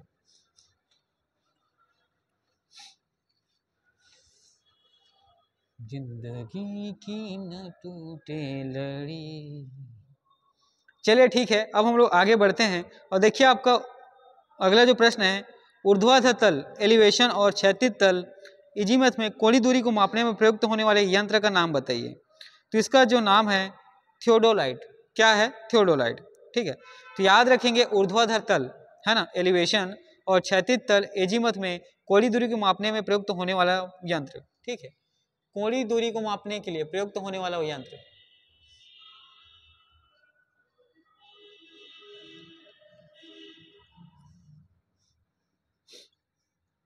ये है, आपको याद रखना है, नाम है थियोडोलाइट, थियोडोलाइट, ठीक है। ये क्या करता है आपका याद रखना है आपको, ये जो एलिवेशन ऊर्ध्वाधर तल और क्षैतिज तल इजीमथ को क्या करता है, मापता है। चलिए अगला क्वेश्चन है कि जूट की खेती से संबंधित प्रश्न को पूछा गया है, किसके बारे में, तो जूट खेती के संबंध में है ना, जूट की जो खेती करते हैं उसके संबंध में। तो प्रश्न ये है कि जूट एक रबी फसल है, पहला ऑप्शन। दूसरा, जूट की फसल के लिए उच्च तापमान सहित आर्द्र जलवायु की जरूरत पड़ती है, दूसरा ऑप्शन है। तीसरा है भारत में जूट की खेती मुख्य रूप से देश के पूर्वी क्षेत्रों में सीमित है। अब देखिए है ना, आपका ऑप्शन यहाँ पे आंसर बी ही सही होगा, जिसमें 2 और 3 सही होंगे, पहला गलत होता है। कैसे, जूट एक खरीफ फसल है, याद रखना है, जूट एक कैसा है तो खरीफ फसल है ना। जूट जो है रबी फसल नहीं है बल्कि क्या है तो खरीफ फसल है। साथ ही इसमें ज्यादा चीजों को आप याद ना रखें, है ना। जो पूर्वी क्षेत्रों में किस बहुत सारी चीजें हैं, इसकी सांद्रता क्या होती है, सांद्रण क्या होता है किन क्षेत्रों में, और गर्म या नर्म जलवायु, ये सारी चीजें उतनी इंपॉर्टेंट नहीं है। फिलहाल आप याद रखेंगे कि जो पूर्वी क्षेत्र के राज्य है जैसे पश्चिम बंगाल है ना, पश्चिम बंगाल का नाम यहाँ से आपको जूट के बारे में सुना होगा, जूट बहुत यहाँ अधिक मात्रा में क्या होता है, उत्पादन होता है। उसी प्रकार पूर्वी बिहार और असम, ठीक है, यहाँ जो है जूट की खेती आपको बड़ी मात्रा में देखने को मिलती है, ठीक। चलिए आगे बढ़ते हैं, देखेंगे कि IRDAI ने किसकी अध्यक्षता में standard cyber liability insurance product की आवश्यकता की जांच हेतु एक पैनल का गठन किया था। तो आपको याद रखना है, आपका आंसर है पी उमेश, ठीक है, पी उमेश। ये जो है उस समय का करेंट का क्वेश्चन है, ठीक है। चलिए आगे हम लोग देखते हैं, जो करेंट अफेयर के उस समय क्वेश्चन उसको मैं अभी क्या करता हूँ, छोड़ देता हूँ।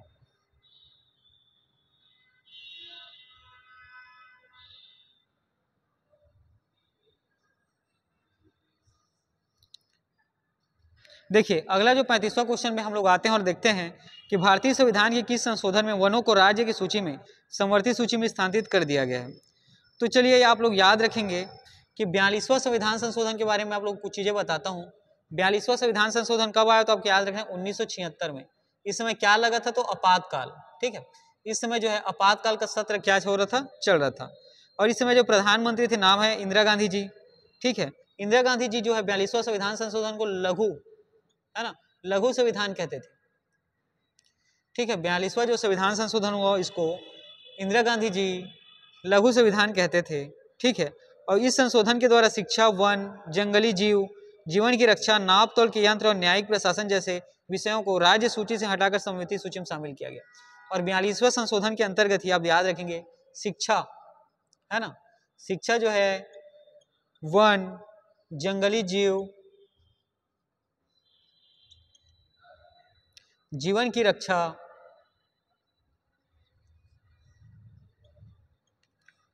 नाप तोल के यंत्र, है ना, जो बाजार में आप इस्तेमाल करते हैं, बाजार में, दुकानों में, नाप तोल के यंत्र, साथ ही न्यायिक प्रशासन। ये जो है पहले किसमें थी? राज्य सूची में थी, जिसको हटाकर जो है समवर्ती सूची में शामिल कर दिया गया है। कहाँ थी ये सब? जो है पहले राज्य सूची में थी, जिसको हटाकर कहाँ तो समवर्ती सूची में शामिल कर दिया गया। यहाँ पर आप देख पाते हैं कि 42वां संविधान संशोधन 1976, ये आपको यह पता होना चाहिए कि क्या आपातकाल लगा था इस दौरान, इसको इंदिरा गांधी जी लघु संविधान कहते थे। साथ ही 42वां संविधान संशोधन में शिक्षा, वन, जंगली जीव, जीवन की रक्षा, नाप तल के यंत्र, न्यायिक प्रशासन को राज्य सूची से हटाकर समवर्ती सूची में क्या किया गया? शामिल कर लिया गया। चलिए देखिए, जो ग्रीन हाउस गैस है ना, ग्रीन हाउस गैस का प्रभाव है, उसके बारे में हम लोग अब आगे देखेंगे। वहां से प्रश्न आपको पेपर में पूछे गए थे। ठीक, तो ग्रीन हाउस प्रभाव में आपको याद रखना है, इसमें पूछा गया था कि क्रम, इसमें कुछ गैसों का नाम बता पूछा गया था, घटता हुआ क्रम पूछा था। ठीक है, कि ग्रीन हाउस प्रभाव में कौन सी गैस का ज्यादा योगदान है उसके बारे में बताना है। तो सबसे पहले तो आपको याद रखना है कार्बन डाइऑक्साइड, है ना, सबसे पहले आपको याद रखना है, घटता हुआ क्रम पूछा गया है तो सबसे अधिक किसका है? तो कार्बन डाइऑक्साइड। उसके बाद मेथेन CH4, फिर आपको मिलेगा नाइट्रस ऑक्साइड, और उसके बाद CFC क्लोरोफ्लोरोकार्बन। ठीक है, तो ग्रीन हाउस प्रभाव गैस के बारे में पूछा गया और घटता क्रम में पूछा गया कि कौन सी गैस इसके लिए ज्यादा जिम्मेदार है। तो आपको याद रखना है कार्बन डाइऑक्साइड, उसके बाद मेथेन, फिर नाइट्रस ऑक्साइड और फिर क्लोरोफ्लोरोकार्बन। चलिए अब इस तरफ को मैं इरेज करता हूं और यहाँ हम लोग जो है अगली चीजों के बारे में पढ़ेंगे।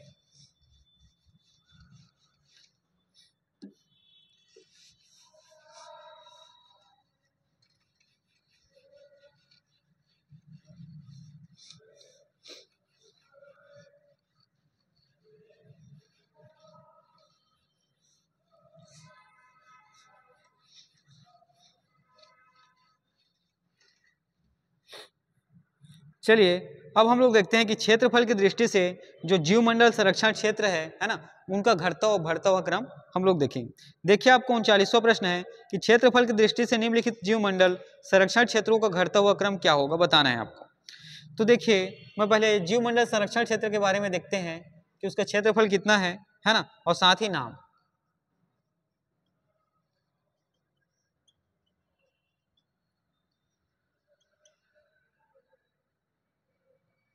ठीक है, तो सबसे पहले आपको याद रखना है मन्नार की खाड़ी।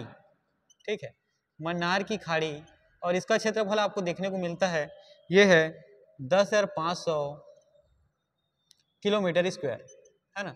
जो मन्नार की खाड़ी है ये आपको देखने को मिलता है 10,500 किलोमीटर स्क्वायर। साथ ही सुंदरवन, ठीक है, साथ ही सुंदरवन के बारे में याद रखना है, ये आपको देखने को मिलेगा 9,639 किलोमीटर स्क्वायर। ठीक है, 9,639 किलोमीटर स्क्वायर। अगला है कंचनजंगा, ठीक है, K2, याद रखना कंचनजंगा K2, और ये आपको देखने को मिलता है 31,31.12 किलोमीटर स्क्वायर। ठीक है, 29,31.12 किलोमीटर स्क्वायर। और उसके बाद है पंचमढ़ी। ठीक है, पंचमढ़ी है ना, मध्य प्रदेश में, याद रखना है, ये जो है क्या एक स्पॉट है, ठीक है, घूमने फिरने वाली जगह है ये। और ये लगभग आपको देखने को मिलेगा 49,26 से लेके 5,000 किलोमीटर स्क्वायर के बीच का इसका क्षेत्रफल। इसी में पूछा गया घटते क्रम के बारे में। देखिए जीवमंडल संरक्षण क्षेत्र और साथ ही उसके जो क्षेत्रफल है उसके बारे में क्या किया गया, पूछा गया है। तो आप वहाँ पे देख पाएंगे कि मन्नार की खाड़ी जो है 10,500 किलोमीटर स्क्वायर में फैला है। सुंदरवन देखने को मिलता है आपको 9,639 किलोमीटर में, और कंचनजंगा आपको देखने को मिलेगा 29-31, जिसको जनरली मैं 29-32 किलोमीटर स्क्वायर पढ़ाता हूँ, है ना। और पंचमढ़ी जो है 49-26 से 5000 किलोमीटर के बीच आपको देखने को मिलता है। अब अगला जो क्वेश्चन है ये अम्ल वर्षा से संबंधित है, ठीक है। अगला जो क्वेश्चन आपको देखने को मिलेगा ये जो है अम्ल वर्षा से संबंधित है, और अम्ल वर्षा का जो वास्तविक अर्थ है आपको देखने को मिलेगा। इसमें क्या होता है ना, जो वर्षा की प्रकृति होती है ना पानी की, वो कैसी होती है, अम्ली। अम्ली कैसे का मतलब देखिए, एक आप पीएच वैल्यू के बारे में पढ़े होंगे, है ना। तो पीएच वैल्यू जो 0 से 7 तक रहता है वो क्या होता है, 0 से 6 तक रहता है वो अम्ली रहता है ना। 0 से 6.9 तक याद रखेंगे। 7 जो है क्या होता है आपका न्यूट्रल होता है, और इधर 8 से लेकर 14 तक क्या होता है आपका, है ना, ये क्षारीय और अम्लीयता को बताते हैं। इसके बारे में हम लोग साइंस में पढ़ेंगे, ठीक है। तो याद रखेंगे जो अम्ल वर्षा में क्या होते हैं इस बारे में पूछा गया है। तो इसमें रहता है नाइट्रिक एसिड और सल्फ्यूरिक एसिड, ठीक है। अम्ल वर्षा में आपको देखने को मिलेगा नाइट्रिक एसिड और सल्फ्यूरिक एसिड का ये जो है क्या होता है, मिश्रण होता है, ठीक है। नाइट्रिक एसिड और सल्फ्यूरिक एसिड की मात्रा जो है जल में होती है, इसी को क्या कहते हैं, अम्ल वर्षा कहा जाता है।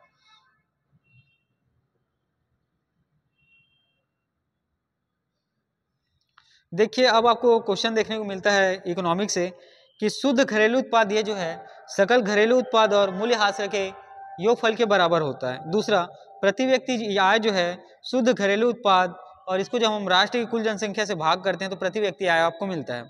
साथ ही विश्व की अर्थव्यवस्था की तुलना करने हेतु शुद्ध घरेलू उत्पाद सकल घरेलू उत्पाद की अपेक्षा बेहतर मात्रक है। तो इसका ऑप्शन है 2 और 3 क्या होता है, सही होता है, एक गलत है। और गलत कैसे मैं आपको बताता हूँ। सकल जो घरेलू उत्पाद मूल्यह्रास को घटाने पर आपको शुद्ध घरेलू उत्पाद प्राप्त होता है, ठीक है।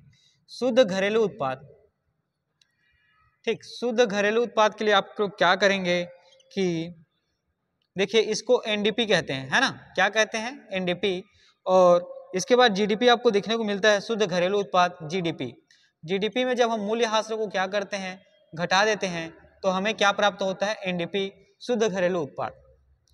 और प्रति व्यक्ति आय उस आय को कहा जाता है ना। देखिएगा जब किसी देश की कुल, ठीक है, ये सब चीजें उतनी इंपॉर्टेंट है नहीं, है ना, क्योंकि क्वेश्चन पेपर सॉल्व कर रहे हैं। अगला देखिए आप लोग कि संविधान में कैबिनेट समितियों को उल्लेख नहीं है।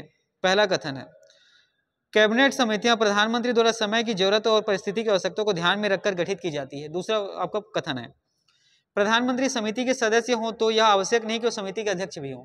ये जो है तीसरा कथन है। और चौथा, संसदीय मामलों की समिति के अध्यक्ष प्रधानमंत्री होते हैं। देखिए आपका जो कथन है पहला और दूसरा ये क्या होगा, सही होगा, और तीसरा और चौथा क्या होता है, गलत है। तो संविधान में कैबिनेट समितियों को उल्लेख नहीं है, ये बात बिल्कुल क्या है, सही है। साथ ही कैबिनेट समितियां प्रधानमंत्री द्वारा समय की जरूरत और परिस्थिति की आवश्यकता को ध्यान में रखते हुए गठित की जाती है, ये बात भी क्या है, बिल्कुल सही है, ठीक है। तो यहाँ पे आप लोग देख पाते हैं आपका ऑप्शन कौन सा है, 1 और 2, है ना, ऑप्शन डी और 1 और 2 सही होगा। देखिए यहाँ जैन साहित्य के बारे में अगला प्रश्न आपको देखने को मिलता है ना। जैन साहित्य के बारे में आपको अगला प्रश्न देखने को मिलेगा। श्वेतांबर धम्र सूत्र में 12 अंक शामिल हैं, पहला कथन है, ठीक है। पहला कथन क्या है कि श्वेतांबर धर्म सूत्र में 12 अंक शामिल है, ठीक है। और अगला जो कथन है श्वेतांबर परंपरा के अनुसार इन अंगों का संकलन वल्लभी में आयोजित एक धर्म सभा में किया गया था। चलिए देखिए पहले जैन साहित्य के बारे में याद रखेंगे, इसके बारे में हम लोग बहुत डिटेल से पढ़े हुए हैं ना। सो इसके बारे में पूरा डिटेल में आपके पास क्लास है, बौद्ध धर्म जैन धर्म का, आप वहां से इसको क्या करेंगे, अच्छे से पढ़ लेंगे। तो जैन साहित्य को सबसे पहले आपको याद रखना है, इसके आगम कहा जाता है। क्या कहा जाता है, आगम। और इसी में मैंने आपको बताया था कि 12 इसमें क्या है, अंग है। 12 इसमें क्या आपको देखने को मिलता है, उपांग देखने को मिलेगा। और साथ ही 4 मूल सूत्र भी आपको इसके अंतर्गत देखने को मिलते हैं, ठीक है। और उसके बाद आपको दूसरा ऑप्शन क्या था कि श्वेतांबर परंपरा के अनुसार इन अंगों का संकलन वल्लभी में आयोजित एक धर्म सभा में किया गया। देखिए ये श्वेतांबर संप्रदाय के लिए मेरे ख्याल से नहीं है ना, इसको ये आता है दिगंबर संप्रदाय में, ठीक है। दिगंबर संप्रदाय के लोग इनकी प्राथमिकता को स्वीकार नहीं करते थे, ठीक। तो आपका ऑप्शन कौन सा हो जाएगा, ऑप्शन केवल एक कथन ही इसमें सही होगा। देखिए कपिल सांख्य पद्धति के सबसे पुराने प्रणेता थे, ये पूछा गया है, तो बिल्कुल सही बात है। सांख्य दर्शन जो है आपको याद रखना है कपिल से संबंधित है ना। कपिल जो है सांख्य पद्धति के, है ना, सबसे पुराने क्या थे, प्रणेता थे कहा गया। ये कुछ जो है क्या होगा, एकदम सही हो जाएगा, ठीक है। साथ ही दूसरा है कपिल यह बताते हैं कि किसी व्यक्ति का जीवन प्रकृति की शक्तियों द्वारा गढ़ा जाता है, किसी देवी सत्ता द्वारा नहीं। तो ये जो है क्या है, ऑप्शन जो है गलत है। देखिएगा, सांख्य दर्शन सबसे पहले तो आपको याद रखना है द्वैतवादी है। सांख्य दर्शन कैसा है, तो द्वैतवादी है ना। सांख्य दर्शन कैसा है, तो आपको याद रखना है द्वैतवादी है ना। कैसा है, तो द्वैतवादी है। और इसमें आप लोग याद रखेंगे कि प्रकृति तथा पुरुष नामक दो स्वतंत्र शक्तियों की सत्ता को स्वीकार किया जाता है इसमें, ठीक है। चलिए अगम, भूकंपी छाया क्षेत्र से संबंधित निम्नलिखित कथनों को पढ़िए और सही विकल्प चुनिए। एक भूकंप का छाया क्षेत्र दूसरे भूकंप के छाया क्षेत्र से सर्वथा भिन्न होता है। पहला कथन, भूकंप लिखी, भूकंप अभिकेंद्र से 105 डिग्री के बाहर किसी भी दूरी पर पी एवं एस दोनों के तरंगों का क्या अभिलेखन करते हैं, ठीक है। तो इसमें केवल एक ही सही होगा कि एक भूकंप का छाया क्षेत्र दूसरे भूकंप के छाया क्षेत्र से सर्वथा क्या होता है, भिन्न होता है। इसीलिए ऐसा नहीं होता कि एक जगह भूकंप आता है तो उसके आसपास के इलाके में ही जितने दूर में उसका क्या प्रभाव रहता है, पूरे एरिया को भी है ना, पूरे प्लेट को ही वो क्या नहीं करता, प्रभावित नहीं करता है।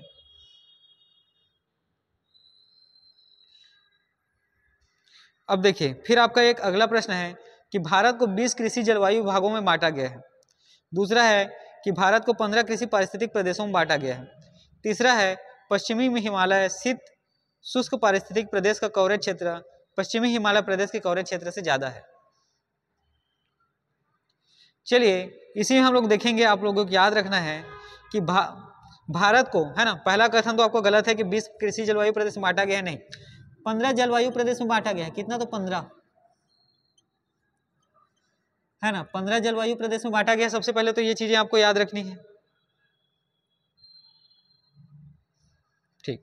अब आपका अगला क्वेश्चन के लिए मैं क्या करूंगा, जो हम लोगों का अगला क्वेश्चन है, मुझे 20 का एरिया को आपको क्या करना पड़ेगा, इरेज करना पड़ेगा, ठीक है। तो इसको मैं मिटाता हूं, इसको आप स्क्रीनशॉट के माध्यम से या वीडियो को क्या करके बाद में पॉज करके रिपीट करके देखेंगे, ठीक है। आपका अगला प्रश्न देखिए कि पाइपलाइन के परिवहन की जो लंबाई है उसको घटते क्रम में पूछा गया है, ठीक है। पाइपलाइन की जो लंबाई है उसको किसमें, तो घटते क्रम में पूछा गया है, ठीक है। तो आप लोगों को पहले याद रखेंगे जो पाइपलाइन सयाला,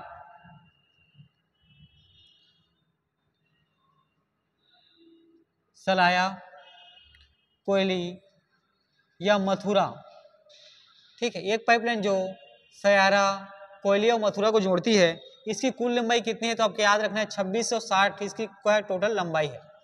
कितनी लंबाई है, 2660 किलोमीटर, ठीक है। दूसरा आपको याद रखना है हजीरा, बीजापुर और जगदीशपुर, ठीक। हजीरा, बीजापुर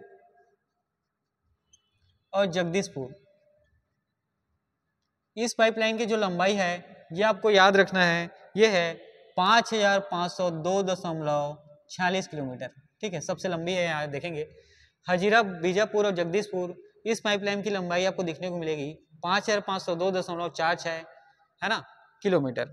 उसके बाद जो जामनगर और लोनी, ठीक है, जामनगर और लोनी के मध्य जो पाइपलाइन बिछाई गई है इसकी लंबाई आपको देखने को मिलेगी 1270 किलोमीटर। कितना, तो 1270 किलोमीटर।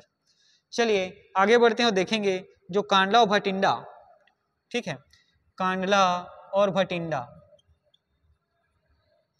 इसकी जो पाइपलाइन बिछी है इसकी कुल लंबाई आपको याद रखना है 1443 किलोमीटर आपको देखने को मिलता है। कितना, तो 1443 किलोमीटर। चलिए जो आपका 49वां प्रश्न है ये देखते हैं कि मुगल सम्राट अकबर से संबंधित निम्नलिखित कथनों का विचार कीजिए और सही उत्तर दीजिए। तानसेन रामबली पांडे को मुगल सम्राट अकबर द्वारा पदवी प्रदान की गई थी। पहला ये है। अकबर का विवाह राजा मान सिंह की बहन के साथ हुआ था। दूसरा कथन ये है। तीसरा कथन अबुल फजल आईने अकबारी के लेखक थे। बिल्कुल सही बात है ना, तीसरा कथन है। और राजा टोडरमल अकबर की सेना के प्रधान सेनापति थे। तो चलिए देखते हैं, आपका ऑप्शन जो है केवल 3 ही सही होगा। अबुल फजल आईने अकबारी के लेखक थे, ठीक है। अबुल फजल के बारे में याद रखना है, यहाँ से प्रश्न पूछा गया है ना। अबुल फजल आईने अकबारी, बहुत सारे पेपर में आपको यहाँ से प्रश्न दिखते हैं। आईने अकबारी के ये क्या होते हैं, लेखक होते हैं। और तानसेन की उपाधि किसको मिली है ना, तो ये आपको याद रखना है रामतनु पांडे, है ना। रामतनु पांडे का जो वास्तविक नाम है वो क्या है, तानसेन है, ठीक है। रामतनु पांडे का जो वास्तविक नाम है वो क्या है, तो रामसेन है। साथ ही ठीक है, अगला आपको यहाँ पे देखिएगा, हाँ, अकबर के जो विवाह से संबंधित चीजें हैं उसके बारे में जो प्रश्न था कि अकबर का विवाह आपको देखने को मिलेगा आमेर की राजा, ठीक है, नाम है भगवान दास। आमेर की राजा नाम है भगवान दास, इसकी बहन के साथ हुआ था, ठीक है। आमेर के राजा नाम है भगवान दास, ठीक है, के साथ जो है अकबर का विवाह हुआ था और नाम है उनकी पत्नी का जोधाबाई। क्या नाम है आपको याद रखना है, जोधाबाई, ठीक है। चलिए अगला जो इसमें, ठीक है, और ठीक इसमें हम लोग एक और नाम देखते हैं इनके नवरत्नों में, टोडरमल, ठीक है।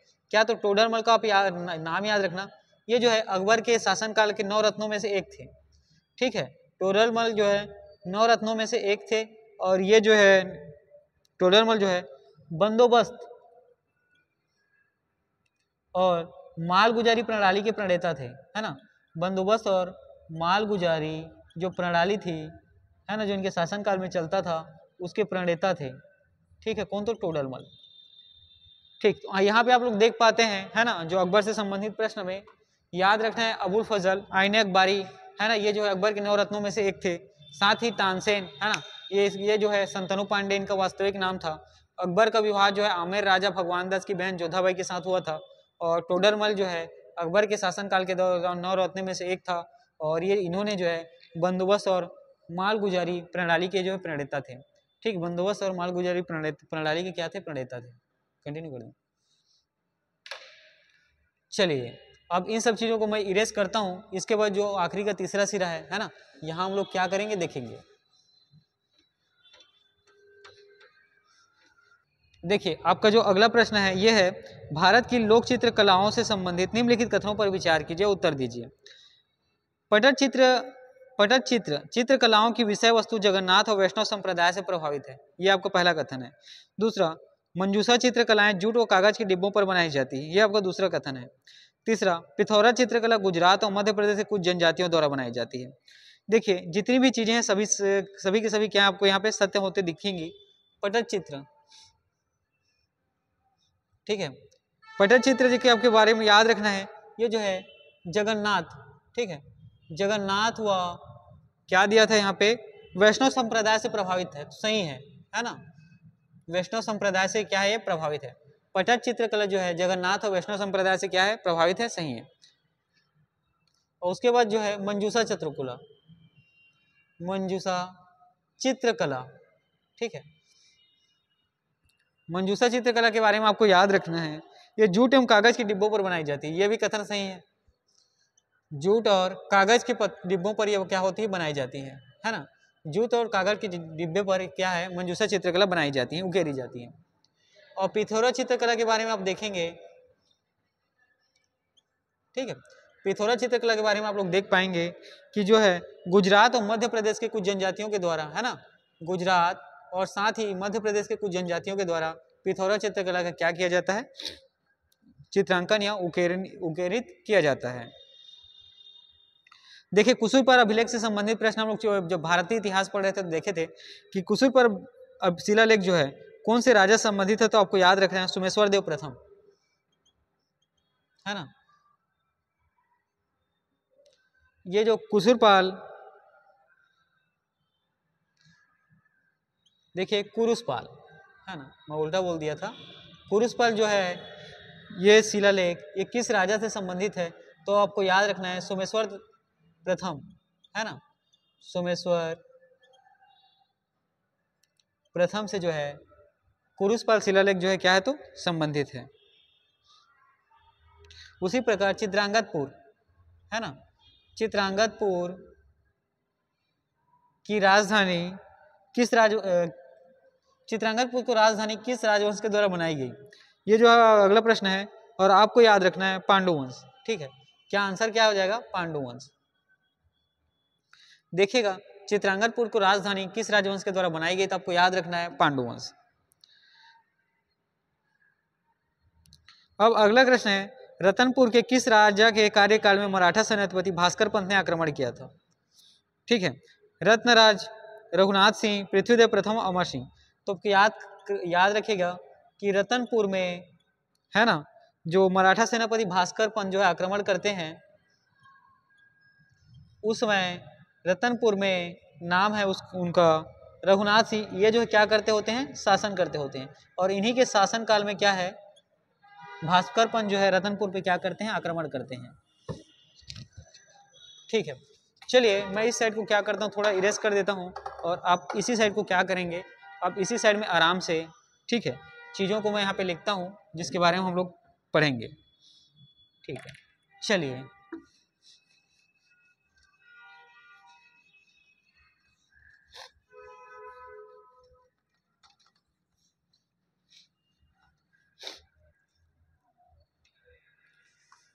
चलिए आपका अगला प्रश्न है ना, इस से क्या है कि सारी चीज़ें हम लोगों को पेन है ना, पेन यहाँ पे है और साथ ही डस्टर यहाँ पे, तो यहाँ से क्या करने में, इस चीज़ को टेक करने में आसानी होती है।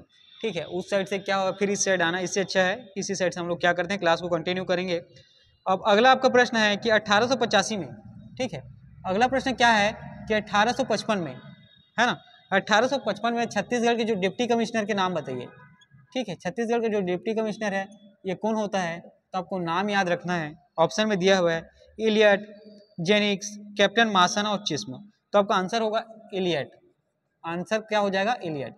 1855 में छत्तीसगढ़ के डिप्टी कलेक्टर कौन रहते हैं, नाम याद रखना है इलियट।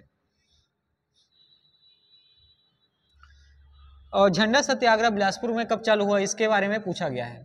ठीक है, झंडा सत्याग्रह, लास्ट टाइम सत्याग्रह पढ़ रहे थे तो ये सब आया था, है ना।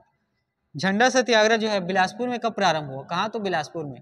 इसके बारे में आपको, है ना, मैंने क्या किया, वीडियो में माध्यम से पढ़ाया गया है, तो याद रखेंगे। 18 मार्च 1923 को डेट है आपका, 18 मार्च 1923 को, 18 मार्च 1923 को आपको झंडा सत्याग्रह बिलासपुर में क्या होता है, देखने को मिलता है। चलिए अब आपका जो अगला प्रश्न है,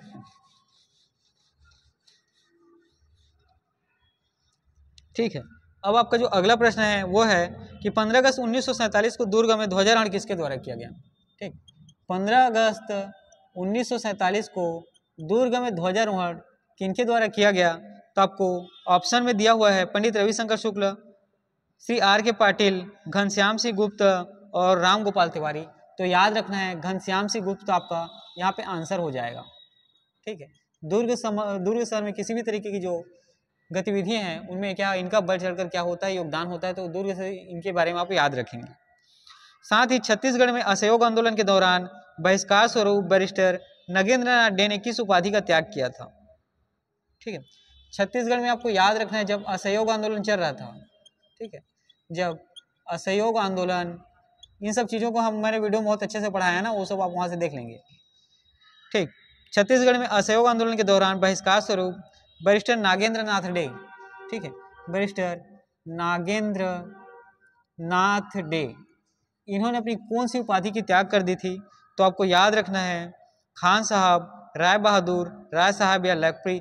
तो याद रखेंगे ये जो है राय बहादुर की पदवी इनको जो मिली होती है उसका ये क्या करते हैं, त्याग कर देते हैं। ठीक है,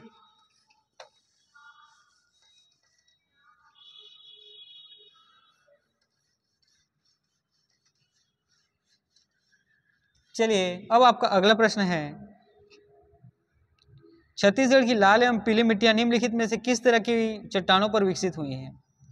तो ऑप्शन है ग्रेनाइट सिस्ट, बेसाल्ट, बलुआ पत्थर और चूना पत्थर। देखिए मैं आप लोगों को 2 दिन पहले ही, है ना, भूगर्भिक संरचना पढ़ाया था, तो ये प्रश्न जो है वहीं से डायरेक्ट आया हुआ है कि छत्तीसगढ़ की लाल एवं पीली मिट्टियां, छत्तीसगढ़ की लाल और पीली मिट्टियां ये किस प्रकार की चट्टानों से बनी हुई है। तो मैं जो आपको ग्रेनाइट नीस के बारे में पढ़ा रहा था, इसका आंसर भी वही होगा। क्या होगा, तो ग्रेनाइट नीस। ठीक है, ये उसका आंसर यही होगा। अब छत्तीसगढ़ में पाए जाने वाली निम्नलिखित वृक्ष प्रजातियों में कौन सी राष्ट्रीयकृत वृक्ष सूची में शामिल है। इसमें ऑप्शन है साल, सौगौन, खैर और उपयुक्त सभी।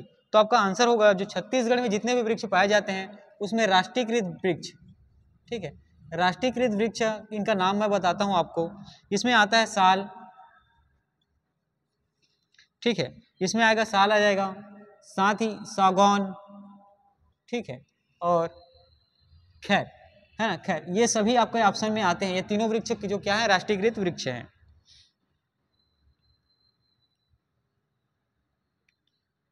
चलिए आगे बढ़ते हैं। छत्तीसगढ़ में 2001 से 2011 के मध्य 10 की जनसंख्या की वृद्धि दर कितनी थी। तो आपको याद रखना है, ठीक है, छत्तीसगढ़ में पूछा गया है कि 2001 से लेके 2011 के मध्य जो 10 की वृद्धि दर कितनी है, तो आपको ऑप्शन में यहाँ पे दिया है 45.3%, 18.06%, 22.59% और 4.53%। तो आपका आंसर हो जाएगा सी ऑप्शन में जो 22.59% है, यही जो है आपका क्या है, उत्तर है। ठीक, चलिए अब देखते हैं कि छत्तीसगढ़ की निम्नलिखित मिट्टियों के स्थानीय नाम में कौन सा सही नहीं है, उनका मिलान किया गया है। ठीक है, स्थानीय नाम पूछा गया है और उसका क्या किया गया, मिलान किया गया है।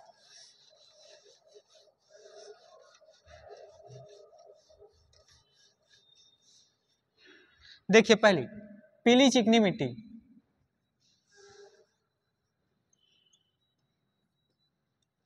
ठीक, छत्तीसगढ़ में जो पीली चिकनी मिट्टी है इसको याद रखेंगे मटासी कहा जाता है। क्या, तो मटासी है ना, स्थानीय नाम क्या है, मटासी।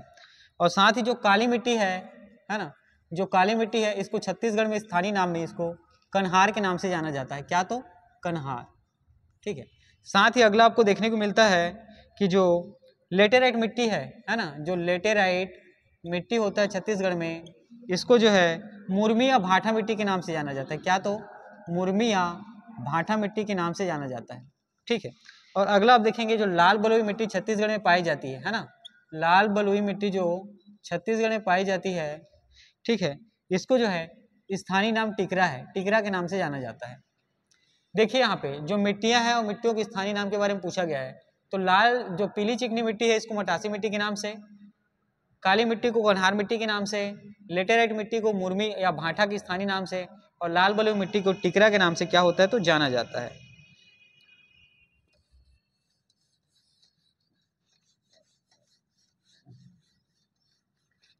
देखिए इसके बाद अगला प्रश्न है कि ई पंचायत पुरस्कार 2020 के अंतर्गत पंचायतों के सशक्तिकरण के लिए आईसीटी के उपयोग में छत्तीसगढ़ को पूरे प्रदेश में कौन से स्थान मिला था।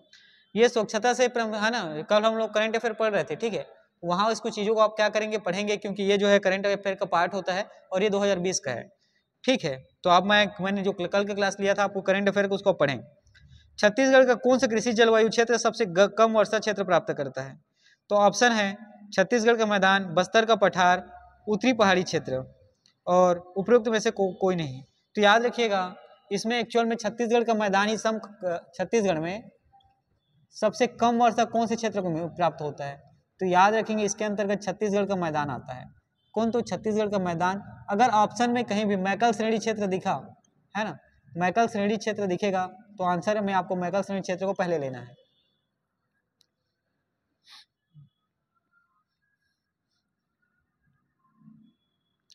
देखिए अगला ऑप्शन है छत्तीसगढ़ में वर्षा अधिकांशतः दक्षिण पूर्वी मानसूनी हवाओं से होती है। दूसरा, छत्तीसगढ़ का अधिकांश भाग समशीतोष्ण जलवायु के अंतर्गत है।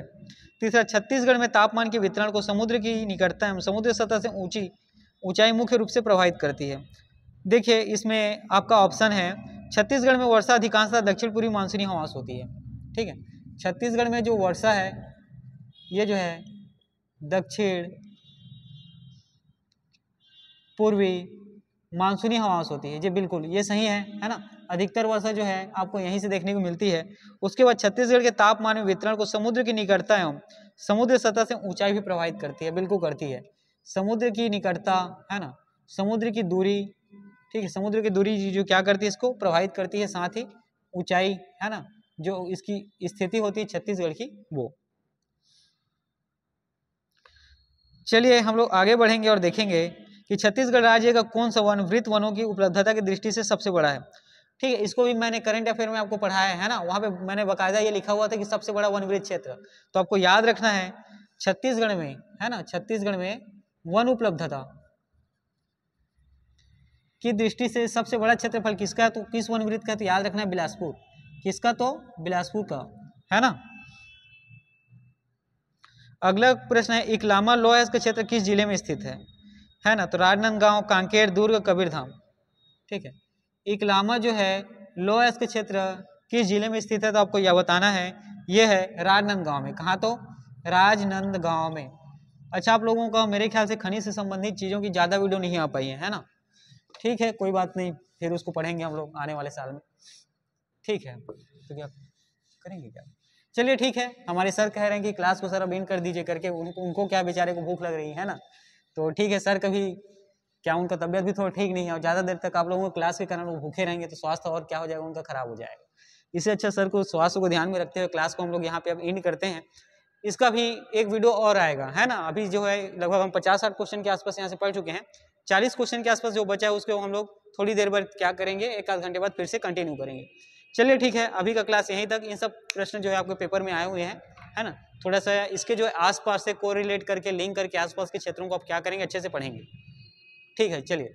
वैसे वीडियो अच्छा लगा हो तो लाइक करें, है ना, सब्सक्राइब करें और साथ में हमारे सर के कह रहे हैं कि शेयर भी कर दीजिए करके। चलिए।